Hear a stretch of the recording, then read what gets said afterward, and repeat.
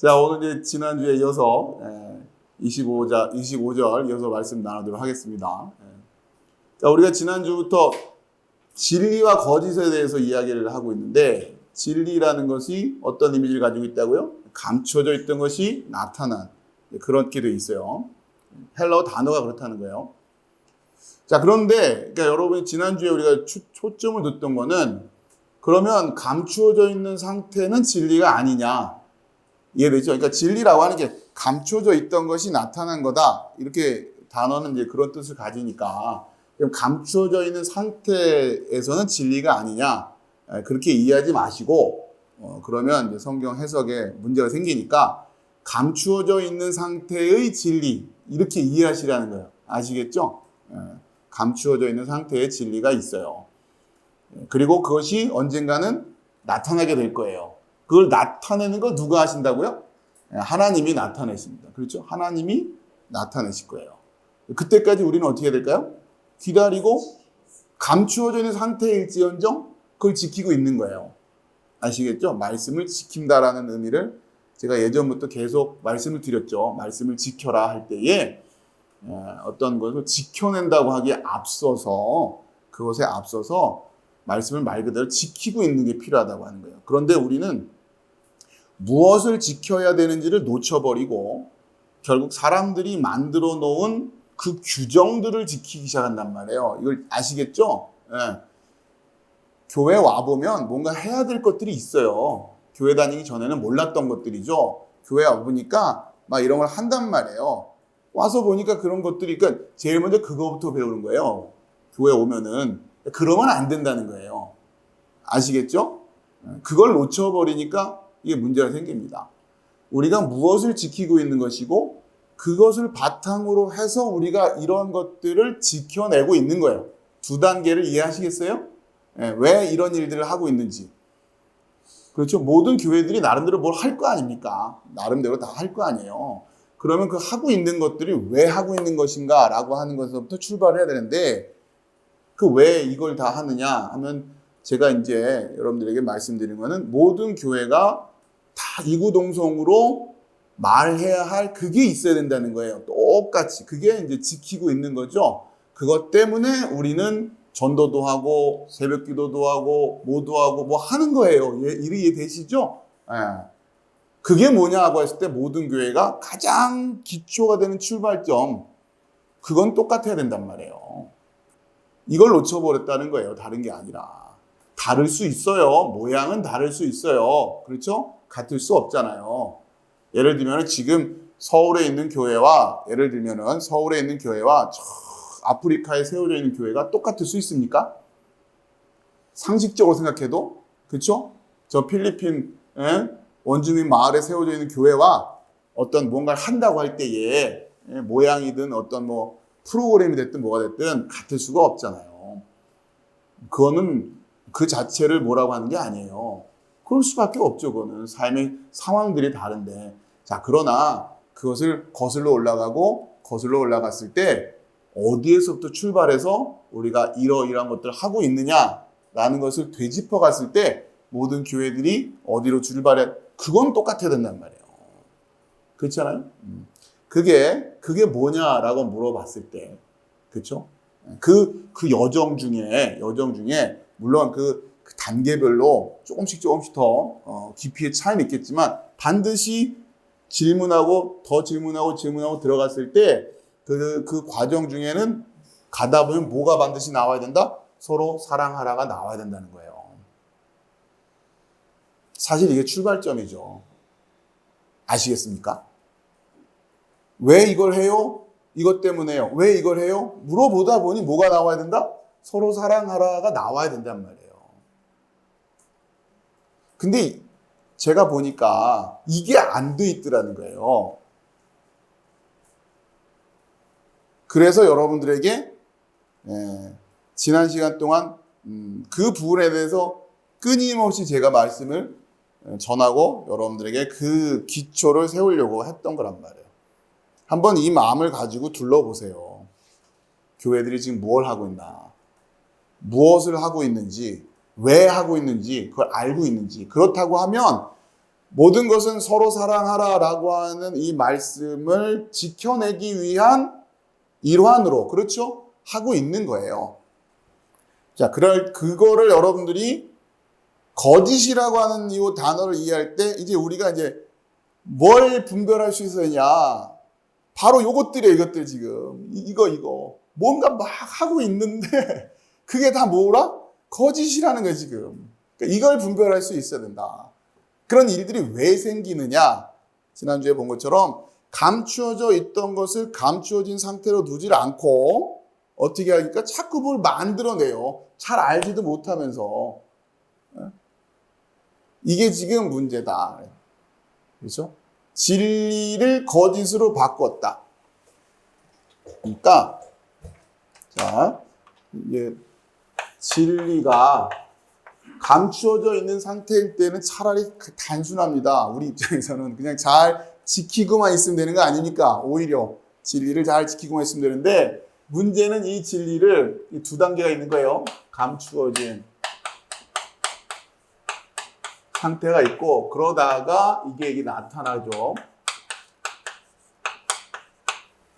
역사 속에서 이렇게 흘러가고 있어요. 지금 우리는 지금 어느 시대를 살고 있어요? 나타난 시대를 살고 있는 거예요.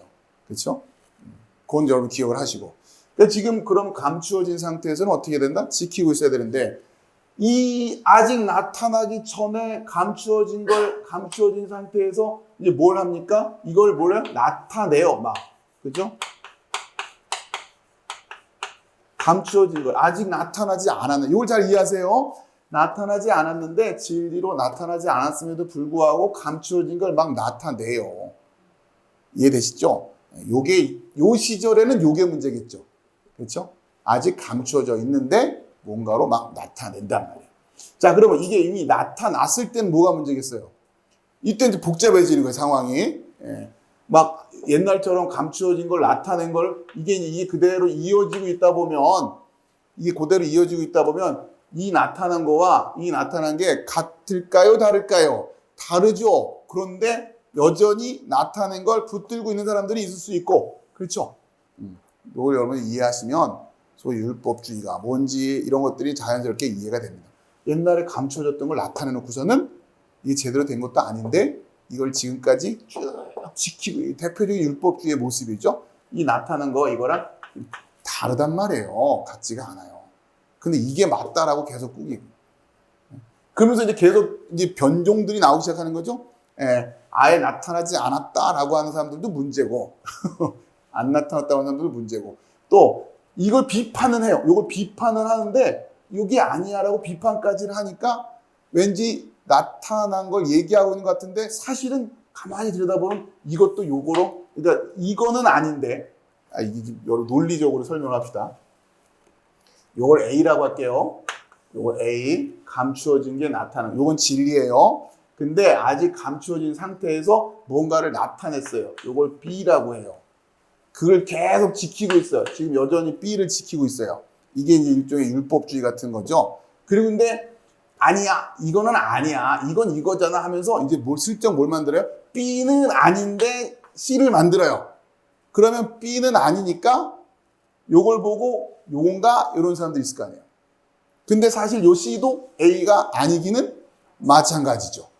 그러니까 여기가 되면 복잡해져요. 몇 개를 구별할 수 있을 테니까 A냐, B냐, C냐, 그렇죠? 여기에서 지금 많은 교회들이 요 구조에서 지금 혼란을 겪고 있는 거예요. 간단히 말해서 유대주의적인 율법주의는 아니에요.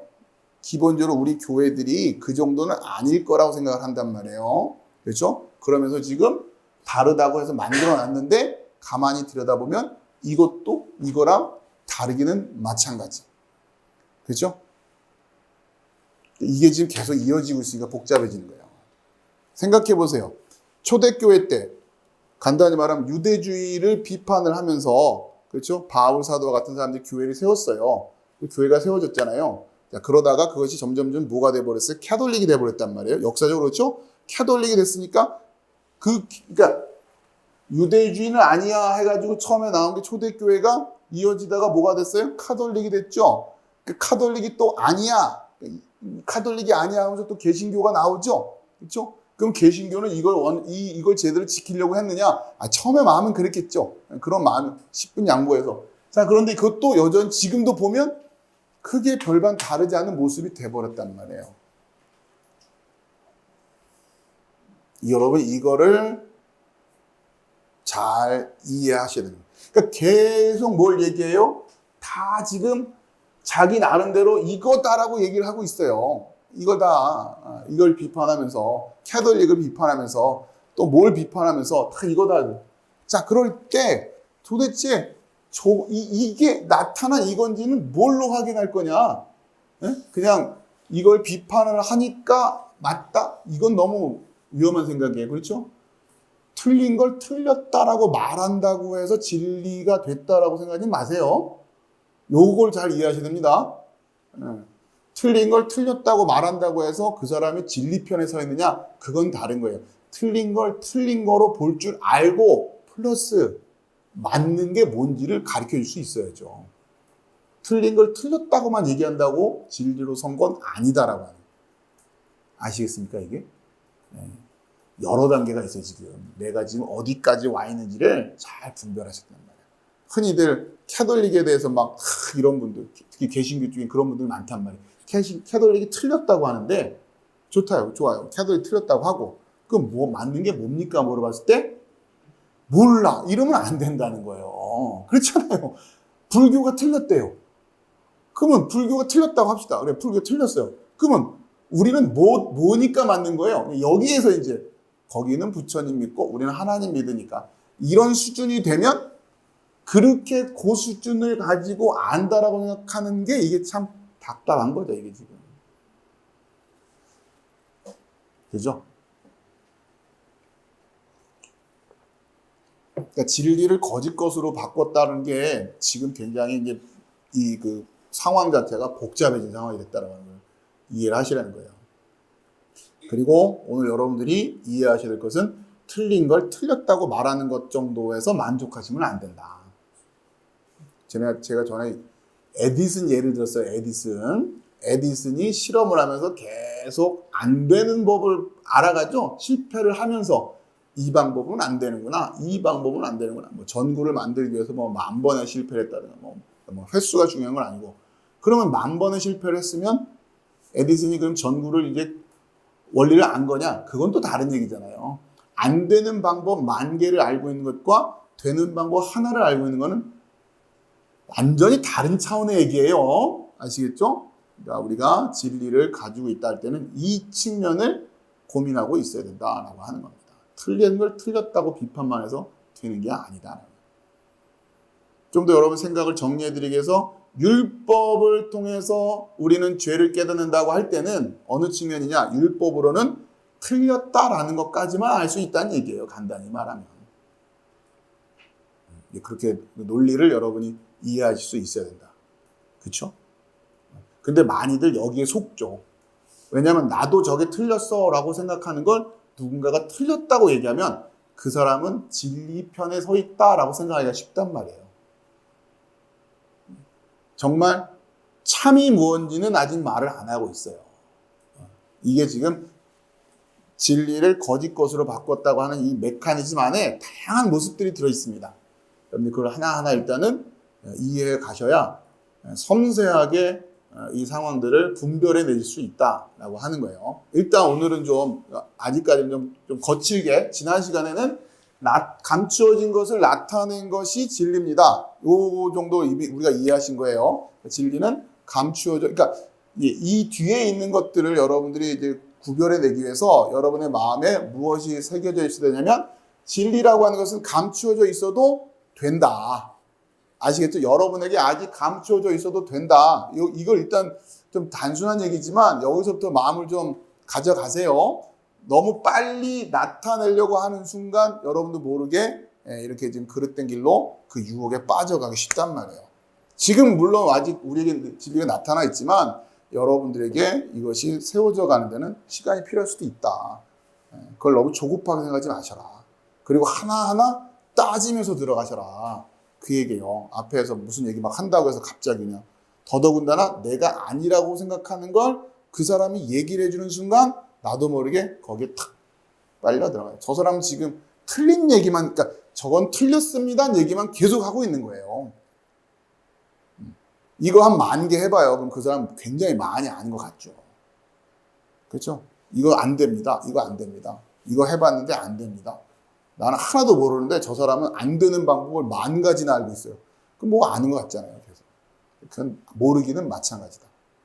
이해되시죠?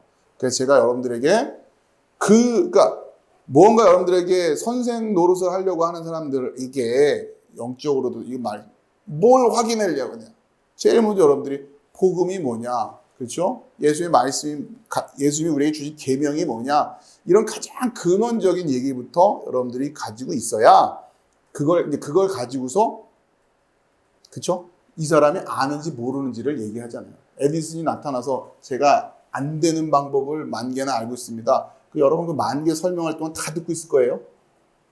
아니잖아요. 잠깐만요. 그래서 되는 거 알아요, 몰라요? 이렇게 단번에 물어봐야 될 거 아니에요. 그럼 이제 약장사들은 어떻게, 잠깐만 기다려보면서 그 얘기 안 하고 계속 빙빙 돌리는, 아니, 그건 좀 있다가. 그럼 벌써 여러분 딱 눈치채셔야죠. 그럼 계속 앉아있어요, 그거를. 예? 사람들 다 불러 모아놓고 누가 질문하잖아요. 그래서 얼만데요? 가격 안 가르쳐 주죠. 그럼 어떻게 해야 돼요? 빨리 일어나야죠. 여기는 내가 지금 꾼이구나, 이 사람 꾼이구나. 가격부터 안 가르쳐 주고서 얘기 시작하면 벌써 분명히 뭔가 지금 다른 생각을 하죠. 그럼 그런 식으로 지금 그런 요령을 가르쳐 드리는 거예요. 그렇죠? 약장사가 왔는데 얼마인지 안 가르쳐 주고 계속 효용만 얘기하고 있다. 그럼 일단 나오셔라. 아주 단순한 행동 지침. 그거예요. 2가지 여러분께 알려드린 거 2가지. 복음, 서로 사랑. 근데 거의 이게 이 2가지만 있으면 이걸로 다 끝납니다. 2개만 가지고 있으면요. 일단 복음에서 제가 보기에는 90% 이상 다 끝나고요. 복음 설명해봐라 하면 거기서 그냥 그나마 좀 알아들었다고 하는 사람들도 서로 사랑해서 이제 그럼 이제 서로가 뭐냐 조금 더 들어가면 이웃 얘기 들어가기 시작하고 그러면 거기서 이제 대본에 나오죠. 그러니까 여러분이 그 정도 분별은 지금 훈련을 받으셨다라고 생각하시라는 거예요. 그런 걸 가지고 한번 적용을 해보시라. 그리고 속지 말아라 얘기예요.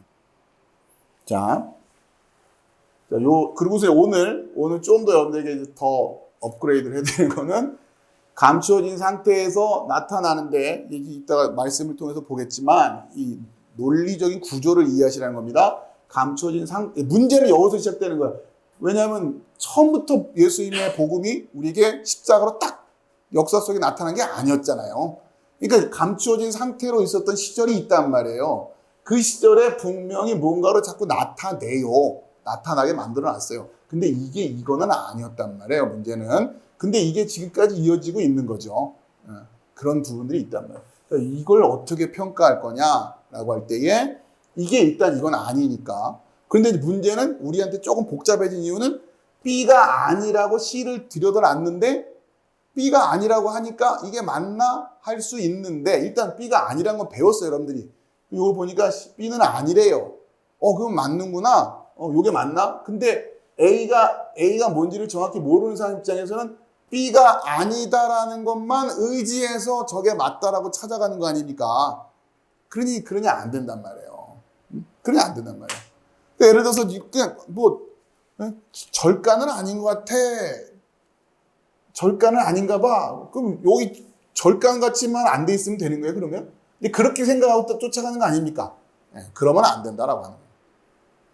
정확히 우리는 이거를 찾아내야 된다. 이게 뭐냐? 그렇죠? 여러분이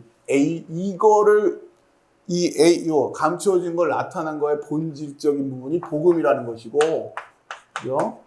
복음이 뭡니까? 물어봤는데 모른다. 그럼 두말할 것도 없죠. 약장사 와가지고 그래서 그게 얼만데요? 한 달에 얼만데요? 물어보는데 답은 계속 안 하고 계속 앉혀놓으려고만 한단 말이에요. 그럼 벌써 그냥 털고 일어나란 말이에요. 복음이 뭡니까? 라고 물어봤는데 자꾸 빙빙빙. 이 정도는 알아들어야죠. 그렇죠? 그 정도는 분별할 수 있어야 되고 여러분 책임이에요. 이렇게까지 가르쳐 드렸는데 복음을 정확히 알고 대본에 얘기가 줄줄줄 나오고 있는지 아니면 빙빙빙 돌리고 있는지 그것도 못 느끼면 그걸로 참 힘들죠. 자, 그리고 이걸 잘 기억을 하시고요. 오늘 주제와 중요하게 관련되어 있으니까. 지난 시간에 우리가 특히 이 부분 관련해서 요한계시록 나타나다라고 하는 측면과 관련해서 요한계시록에서 나타나다와 관련해서 첫 번째 인재앙, 그 다음에 나팔재앙, 그 다음에 대접재앙이죠. 이렇게 되어 있어요.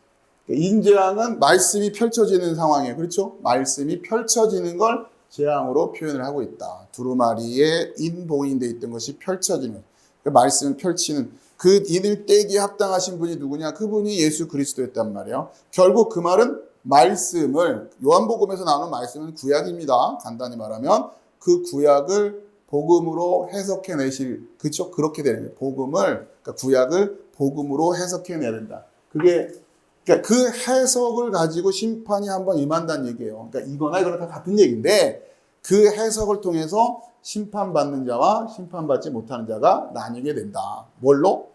복음으로 다시 성경이 해석되어지는 거예요. 그렇죠? 그러니까 사실은 다시 해석된다는 얘기를 조심해야 되는 게 결국 구약은 이 얘기를 하고 있었다는 얘기예요. 다른 게 아니라. 그렇죠? 그게 완전 틀렸다는 얘기가 아니라 구약은 그 얘기를 하고 있었던 거야. 구약을 통해서 어쩔 수 없이 나타내야 되는 것들이 있었어요. 구약을 통해서 나타내야 되는 것들이 있었는데 그것이 이걸 설명하는 거였습니다. 라는 게 복음이란 말이에요.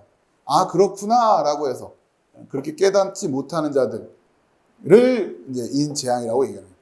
그러면 그 두 번째 이 재앙과 똑같이 이 재앙이 끝나자마자 연결해서 나파가 아니라 나팔이죠. 나팔재앙이 이어지죠. 나팔재앙에, 그러니까 나팔이 상징하는 것은 두 가지 키워드로 이해하시고 소집과 전투예요.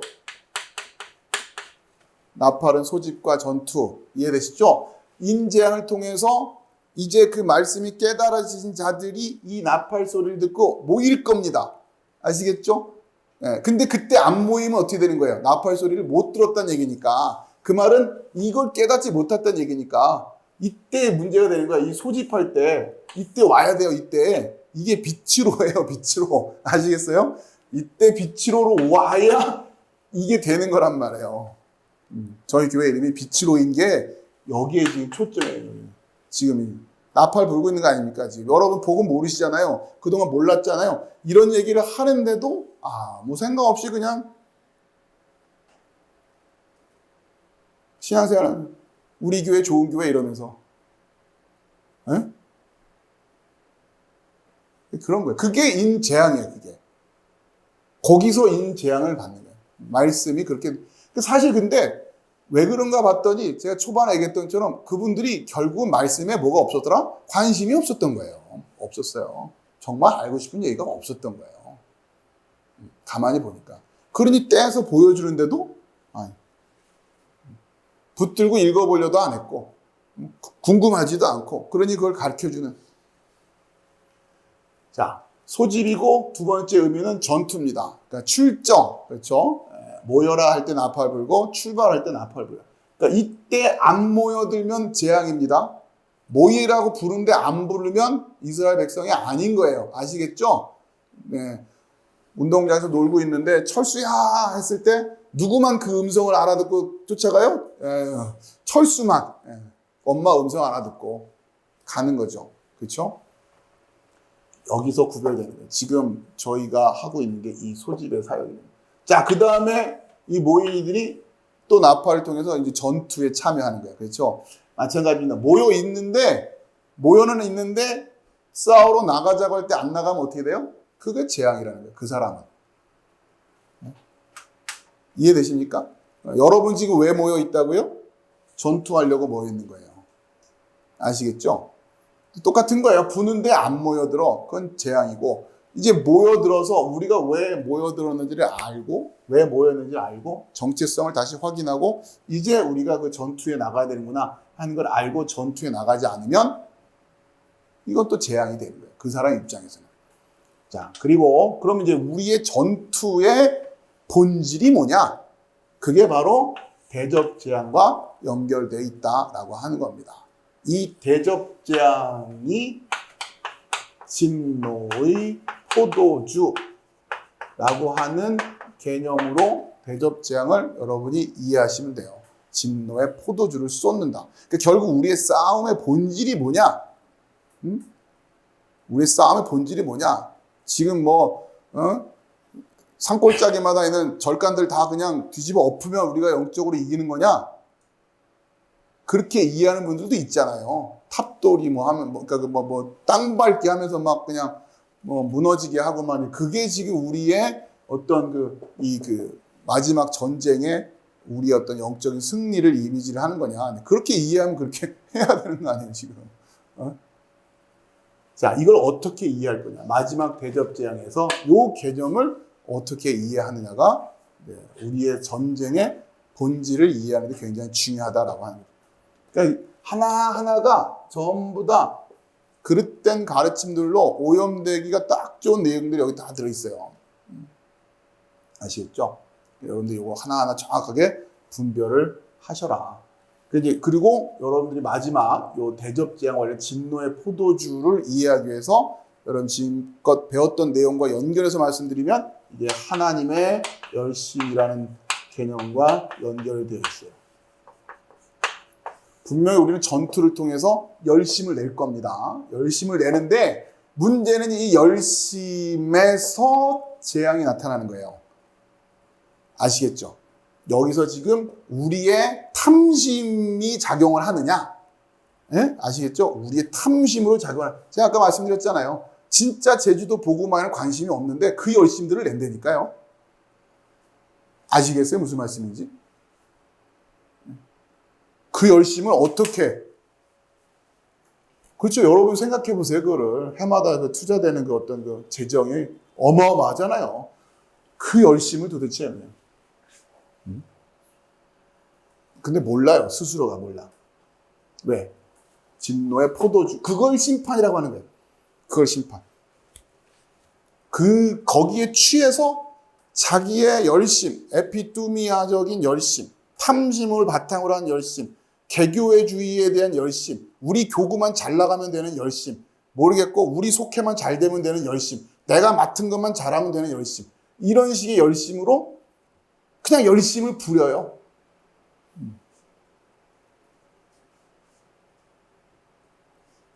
여기에 전쟁을 어떻게 이해할 것이냐. 결국 여기에 지금 이제 사실은 그 역설적이게도 그렇게 그런 어떤 그 틀 속에서 소위 말하는 성장을 이뤄내고 부흥을 이뤄내는 것이 그 자체가 뭐다? 심판이라는 거예요. 그 자체가 심판. 못 알아보죠, 그걸. 그걸 심판으로 어떻게 누가 보겠어요? 네? 교회가 이렇게 잘 돼가고 있는데. 그렇잖아요. 교구별로 싸움 붙여놓으니까 얼마나 열심히들 응원전하고 막 그래요. 네? 경쟁 붙여놓으니까 새벽기도 막 그래프로다가 막 어느 교가 몇 명 했나 몇 명 했나 얼마나 열심히 경쟁들 해요. 전도잔치 할 때 교구 목표치 해가지고 막 그죠? 싸움 붙이는 거 아니에요? 그걸 무슨 싸움, 그 싸움이라면 어떻게 해요? 그걸 하나님 나라 열심히 되는 건데. 그러니까, 그걸 진노의 포도주라고 한다고요, 지금. 뭐 때문에 하는지도 모르고, 예? 서로 사랑하라고 하신 말씀보다 우리 교구가 더 잘 나가는 게 맞는 거죠. 그죠?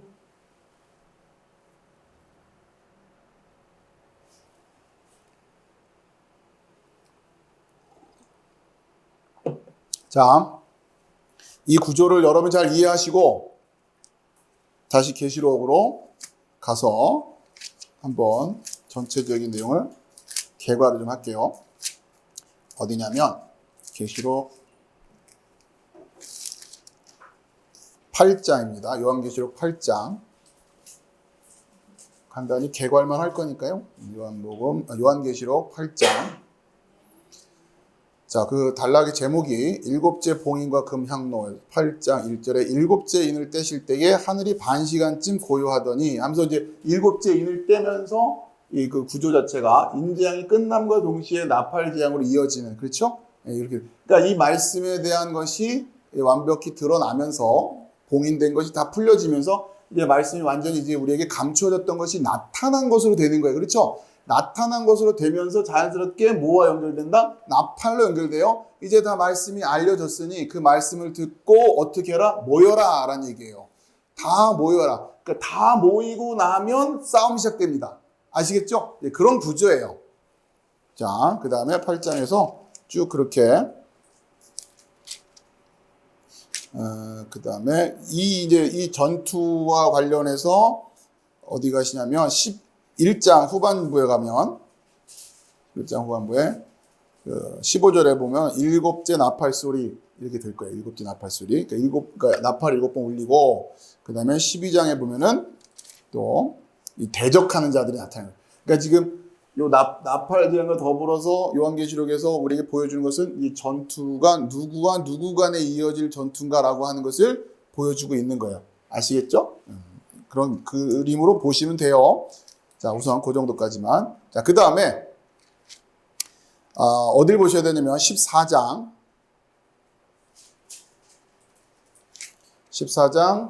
8절 보세요. 14장 8절. 또 다른 천사 곧 둘째가 그 뒤를 따라 말하되 무너졌도다 무너졌도다 큰 성 바벨론이여 모든 나라에게 그의 음행으로 말미암아 진노의 포도주를 먹이던 자로다 하더라. 여기서 나오는 거예요. 진노의 포도주라고 하는 거예요. 요 진노의 포도주 마시고 힘냅니다. 이걸 성령에 취했다라고 착각을 하고 똑같은 현상으로 보여진다니까요. 그러니까 술 취했다고 하는 거나 영이라고 하는 개념이랑 문학적으로 똑같은 표현이에요. 자, 10절 보세요.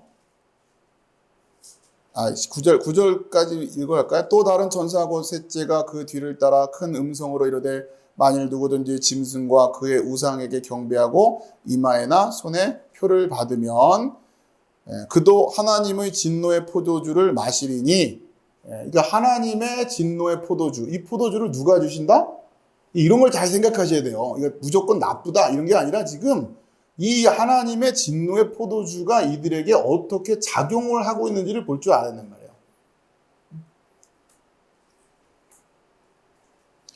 그러니까 하나님의 포도주를 이들이 어떻게 받아먹느냐에 따라서 진노의 포도주가 된다는 거예요. 아시겠죠? 그 뉘앙스를 잘 구별하세요. 자, 요 개념은 계속 또 이어서 갈 겁니다. 그러니까 여기 지금 진노의 포도주를 마신다, 대접에다가 막 붓는다, 이런 굉장히 그 상징적인 이미지로 표현되고 있는데 이게 뭘 의미하는 건가? 우선 여기 요한계시록에서는 이런 표현들을 여러분들이 기억을 하시고 있다가 제가 여러분 이 이미지를 이해하기 쉬운 그 부분에 가서 다시 말씀을 드릴 테니까 지금 요거를 잘 기억을 하시란 말이에요. 아시겠죠? 진노의 포도주라는 개념이 어디서 나오느냐? 인재앙, 나팔재앙, 대접재앙이라는 이 큰 구조 속에서 진노의 포도주라는 대접재앙과 관련된 진노의 포도주라는 개념이 나오고 있다. 이건 지금 하나님의 열심, 하나님의 진노 이런 개념들과 지금 어우러지고 있는 거예요. 같이 이해해야 되는 거란 말이에요.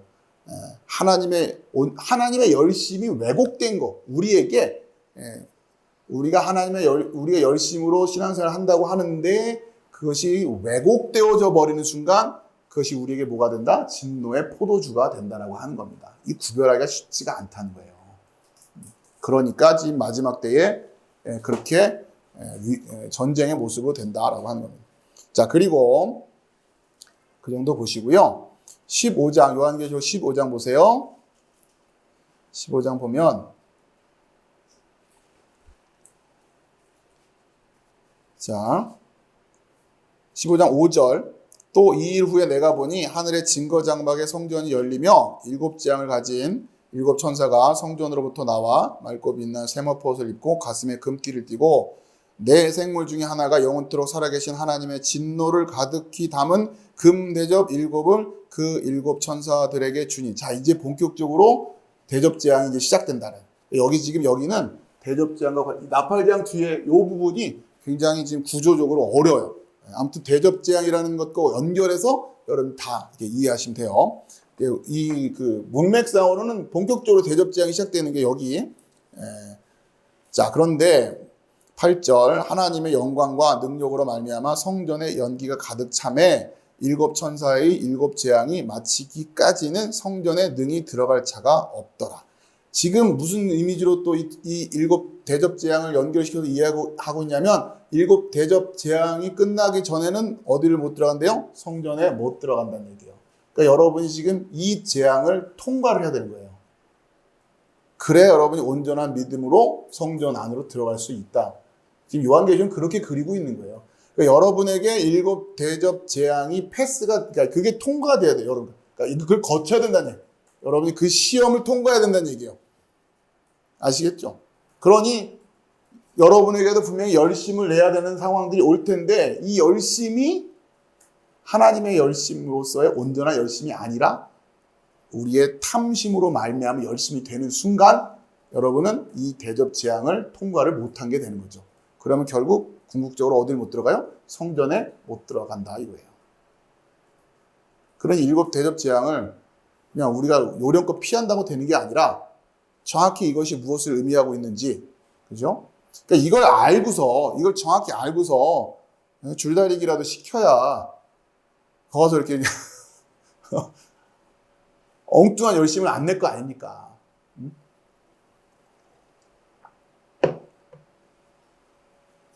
자, 그렇게 해서 7 대접 재앙이 됐고요. 자, 그 다음에 한 가지 또 17장 중간중간에 확인만 해볼게요. 12절 이제 그 짐승에 대한 얘기, 음료에 대한 얘기인데요. 내가 보던 10뿔은 10왕이니 아직 나라를 얻지 못하였으나 다만 짐승과 더불어 임금처럼 한동안 권세를 받으리라. 이게 별로 좋은 거 얘기하고 있는 건 아니다 정도는 아시겠죠? 자, 13절 그들이 한 뜻을 가지고 자기의 능력과 권세를 짐승에게 주더라. 그러니까 이들에게 지금 뭐가 여전히 남아있어요? 자기의 능력과 자기의 권세, 자, 이런 것들이 우리가 뭐와 연결해서 이해하셔라? 아브라함, 하갈의 능력으로 이스마엘 낳는 거. 이런 게 지금 같은 이야기가 지금 맥이 이어지고 있는 거예요. 그렇죠? 그러니까 아브라함, 하갈의 상황, 거기에 사례도 좀 동조를 했죠. 자, 그 상황이 요한계시록에서는 어떤 모습으로 비춰지고 있는 겁니까? 이런 모습으로 좀 비춰지고 있는 거란 말이에요. 그 모습이 본질적으로 하나님과 대적하는 모습과 다르지 않다라고 보실 수 있어야 돼요. 아브라함이 하는 건 단순히 아브라함이 실수했다 이 정도로 가볍게 보지 마시고, 그렇죠? 아브라함의 그 인생 속의 그 장면은 마치 요한계시록의 이 장면과 크게 다르지 않다라고 보셔야 된다고 합니다. 자, 14절에 그들이 어린 양과 더불어 싸우려니와 어린 양은 만주의 주시오 만왕의 왕이심으로 그들을 이기실 터이요 또 그와 함께 있는 자들 곧 부르심을 받고 택하심을 받은 진실한 자들도 이기리로다. 또 천사가 내게 말하되 내가 본 바 음녀가 앉아있는 물은 백성과 무리와 열국과 방언들이라. 내가 본 바 이 10뿔과 짐승은 음녀를 미워하여 망하게 하고, 열뿔과 짐승과 음녀는 왠지 한 편일 것 같은데, 그렇죠? 미워하고 망하게 하고 벌거벗게 하고 그의 살을 먹고 불로 아주 사르리라. 이게 무슨 말씀이에요? 왜 자기들 편들끼리 싸워요? 느낌이 그렇잖아요. 지금 같은 편일 것 같은데 싸워요. 이들에게 뭐가 없어서? 서로 사랑이 없으니까 싸울 수밖에 없어요. 힘 모아서 하나님도 대적도 하지만 또 자기들끼리도 싸워요.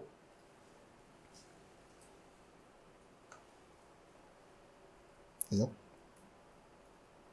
그러니까 교회가 세워가야 되는 진리가 무엇인지, 우리는 어떠한 진리를 나타내고자 하는 것인지에 대한 뚜렷한 자기 그 신앙의 고백과 의식이 없으니까 그냥 어처구니 없는 일들을 벌이게 하는 거란 말이에요.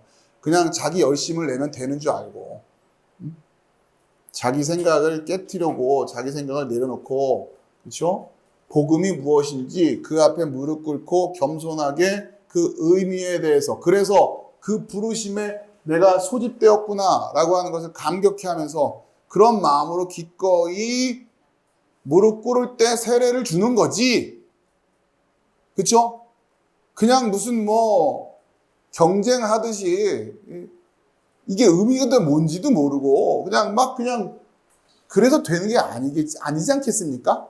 그죠? 그렇게 해서 수만 명을 모아놓은들 뭐 하겠습니까? 그러니까 그 열심은 진노의 포도주라는 거예요. 제가 말씀드린 다른 게 아니라. 이걸 알면 그렇게 할 수가 있냐고요. 아무나 함부로 막 성도라고 말을 할 수 있겠냐고요. 아니, 복음에 관심도 없는데, 들어볼 생각도 안 하는데, 무슨 생각으로, 아니, 그 영혼에 대한 안타까운 마음은 알겠어요. 저러면 멸망인데, 저러면 심판인데, 저러면 불구덩인데 알겠어요. 그렇다고 내가 그냥 이름표 만들어서 성도입니다 해주면 성도가 돼요? 오히려 교회의 거룩성만 떨어뜨리는 거죠. 내 알량한 동정심 채우겠다고? 그렇게 진리가 설 수 있는 게 아니에요.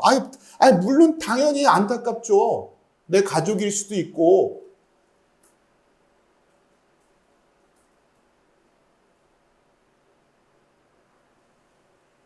그죠? 그러나 그것보다 더 중요한 것이 있기 때문에 우리는 타협할 수 없는 부분들이 있는 거예요. 그걸 깨달아야 또 소집이 되고 전투에 참여하게 되고 이렇게 되는 거죠. 그러니까 이게 출발부터가 세례의 거룩성이 뭔지, 성찬에 참여한다는 의미가 뭔지, 내가 주의 몸을 함께 나누는 공동체가 됐다고 하는 그 의미가 뭔지도 모르는데 그냥 때만 되면 떡 찍어 먹고 하는 게 무슨 의미가 있습니까? 그 행사를 하는 게 무슨 의미가 있냐고요. 그게 또 마찬가지예요. 진리를 거짓의 것으로 했단 말이에요. 그러니까 자꾸 그걸 하면은 뭐가 되는 줄 알아요, 자꾸. 평생, 그러니까 인생에 한 번이라도 진정한 의미의 세례와 진정한 의미의 성찬을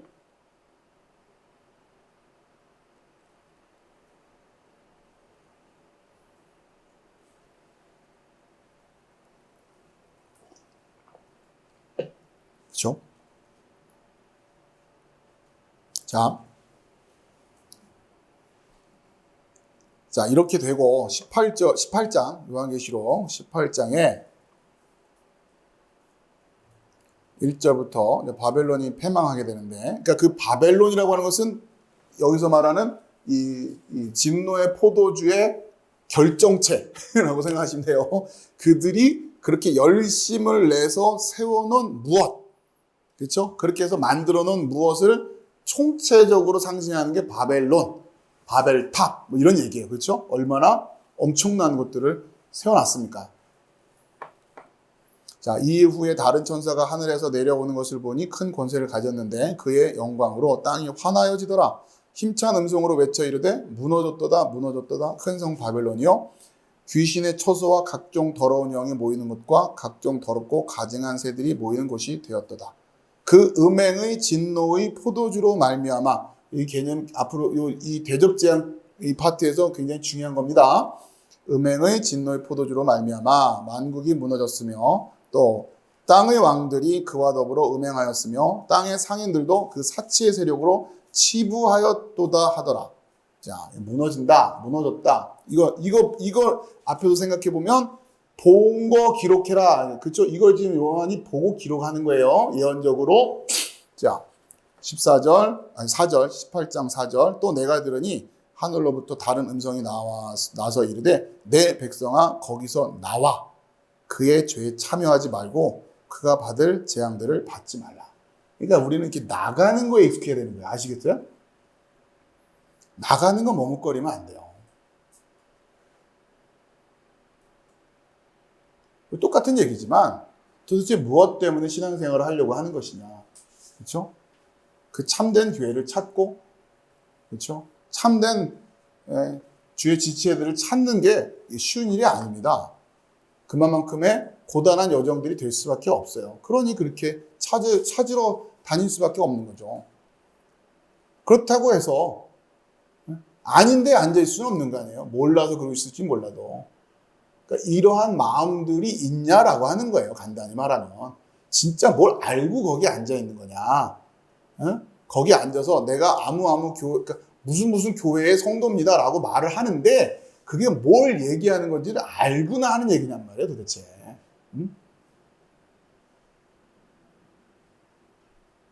그런 거죠. 그러면 가르쳐 준다고?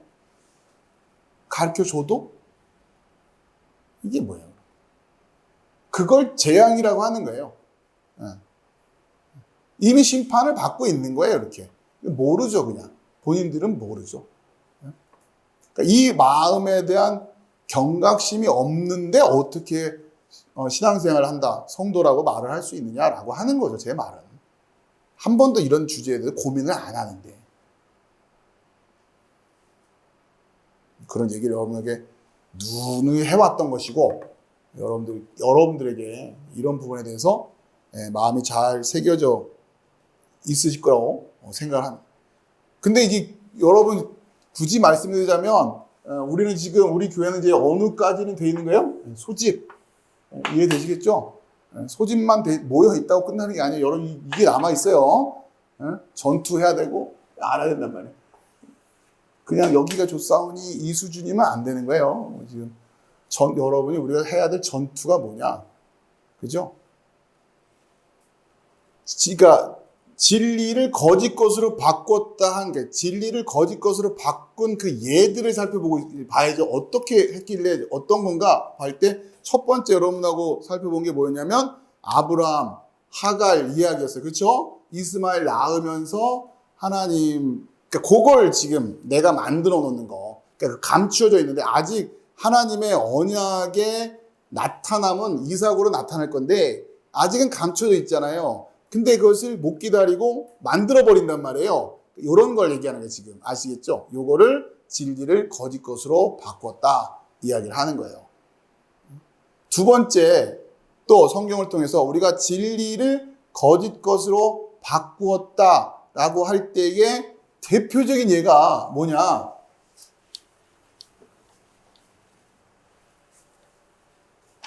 진리가 아직은 감추어진 상태에 있는데 이제 나타날 텐데 상태로 갈 텐데 요 감추어진 상태에서 기다리지 못하고 자기 능력으로 만들어낸 거. 그 첫 번째 사례가 뭐라고요? 여러분 이해할 때 이스마엘이었어요. 그렇죠? 이스마엘. 그러니까 하나님의 언약의 자녀가 아닌 자녀를 만들어내요. 이게 골치 아파지는 거죠, 이제. 그렇죠? 두 번째, 그러니까 요게 뭔지를 여러분이 이해하시라고 성경을 통해서 어떤 건가 이해하시라고 말씀. 이스마엘. 두 번째는 대표적인 게 금송아지. 이해하시겠어요? 모세가 하나님의 법을 받으러 올라간 사이에 이들이 뭘 만들어내요? 하나님을 만들어내요. 이제 이해가 되세요? 선명하게? 이 구조로 이해하시니까 감춰져 있는 상태여야 지금 하나님 아직 몰라 애들이 지금. 근데 어떻게 만들어 놓고서요? 금송아지로 이게 하나님이야 이런단 말이에요. 금으로 만든 금으로. 자기들 능력이죠. 그렇죠? 보실까요? 이게 지금 어디냐면 출애굽기 32장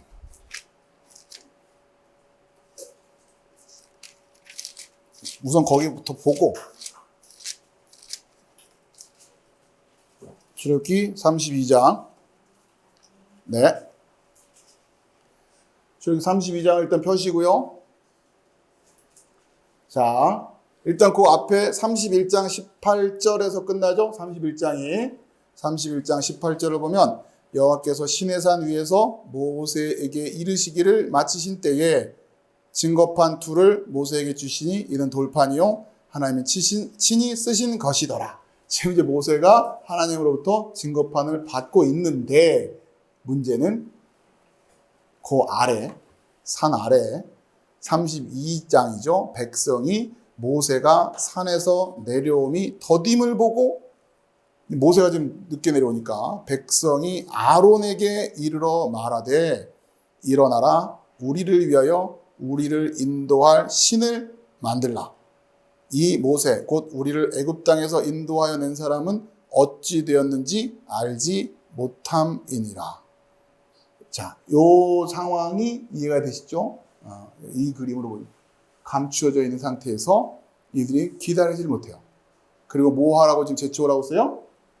우리한테 뭔가 나타난 걸로 좀 보여줘 이러고 있는 거 아니에요. 그렇죠? 뭔가 나타나게 해 이러고 있는 거 아닙니까?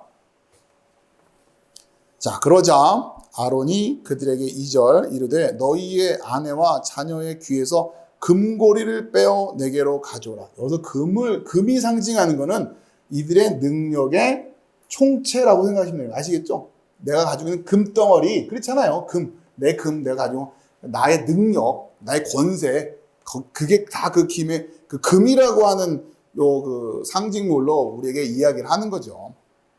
아브라함으로 말하면은 그러니까 아브라함 하갈식으로 얘기하면 이제 아직 아기를 낳을 수 있는 능력 이해되죠? 그런 것과 똑같은 얘기예요 지금. 우리의 능력에 해당됩니다. 모든 백성이 그 귀에서 금고리를 빼어 아론에게로 가져가매 아론이 그들의 손에서 금고리를 받아 부어서 조각칼로 새겨 송아지 형상을 만드니 그들이 말하되 이스라엘아 이는 너희를 애굽 땅에서 인도하여 낸 너희의 신이로다 하는지라. 아론이 보고 그 앞에 제단을 쌓고 이에 아론이 공포하여 이르되 내일은 여호와의 절이니라. 이튿날에 그들이 일찍 일어나 번제를 드리며 화목제를 드리고 백성이 앉아서 먹고 마시며 일어나서 뛰놀더라. 그죠? 이게 지금 로마서 1장 25절에 이는 그들이 하나님의 진리를 거짓 것으로 받고 피조물을 조물주보다 더 경배하고 섬김이라. 요 모습이 그대로 지금 여기 그려져 있죠. 그래서 금송아지 만들어 놓고 거기다 또 막 예배하고 있잖아요. 로마서 1장 25절도 똑같이 그 얘기를 지금 하고 있는 거죠. 그죠? 자, 어떻게 이런 상황이 펼쳐진 것인가? 그죠? 모세가 지금 산 위에서 말씀을 받고 있는 중에 아론은 산 아래에서 지금 이루고 있어요. 금송아지 만듭니다. 자, 진리를 감추어진 것에서 나타난 것, 감추어졌다가 나타날 것인데 감추어진 상태에서 기다리지 못하고 자신들의 능력으로 나타난 걸로 만들어내는 거. 그렇죠? 이러한 역사들을 우리가 볼 줄 알아야 된다는 얘기예요. 그렇죠? 그러니까 알지도 못하고 만들고 있는 거. 아시겠습니까? 복음이 뭔지도 모르면서 무언가를 하고 있잖아요. 그럼 다 그게 뭐예요? 금송아지 아니에요, 금송아지. 아니, 모양만 교회라고, 모양만 십자가면 그게 교회가 되나요? 모르고 만들고 있는데, 그러면 그 모양대로만 만들면 교회가 되는 거예요?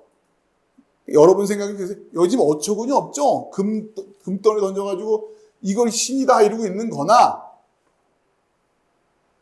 뭔지도 모르고 모양만 본따서 십자가를 만들고 모양만 본따서 다른 교회들처럼 이렇게 만들어 놓고 저 교회 보니까 이렇게 했네. 그럼 우리도 이렇게 만들어. 요게 교회다라고 하고 모양만 본따서 보니까 저런 설교를 하네. 뭐 적당히 예수님도 섞어가고 예수님 뭐 이게 하나님 뭐 십자가 뭐 이런 얘기도 해가면서 그런 얘기나마 하면 그나마 다행이고 뭐 예수님 십자가는 언제 간데 모르겠고 그냥 잘 되는 나 그냥 무슨 뭐 기도 응답하시는 하나님 뭐 이런 얘기만 그냥 주구장창 해대고 어쨌든 들리는 소리는 하나님 뭐 그리고 뭐 아멘 하고 있고 그러니까 여기가 절간은 아닌가 보다 하는 거랑 뭐가 다르냐고요.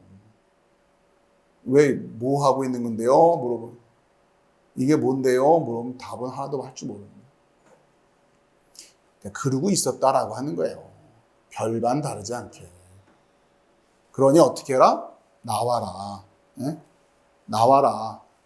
소집의 나팔의 응답을 안 하죠. 여태까지는 몰랐습니까? 인을 떼서 하나하나 확인시켜 주는 거 아닙니까? 아직 복음도 몰랐지 않습니까? 교회가 뭔지도 몰랐지 않습니까? 예수님이 우리에게 주신 계명이 뭔지도 모르지 않았습니까? 뭘 도대체 아는 게 뭐예요 도대체? 아는 거라고 하곤 온갖 거짓 교사들이 만들어 놓은 진리를 감춰진 것을 자기들 수준으로 만들어 놓은 요 나타난 거가 요게 진리인 줄 알고 여기다가 계속 엎드리고 있는데 모양만 금송아지가 아니지 본질은 금송아지란 말이에요. 모양만 이스마엘이 아니지 본질은 이스마엘이란 말이에요. 이게 구별이 안 되냐고요.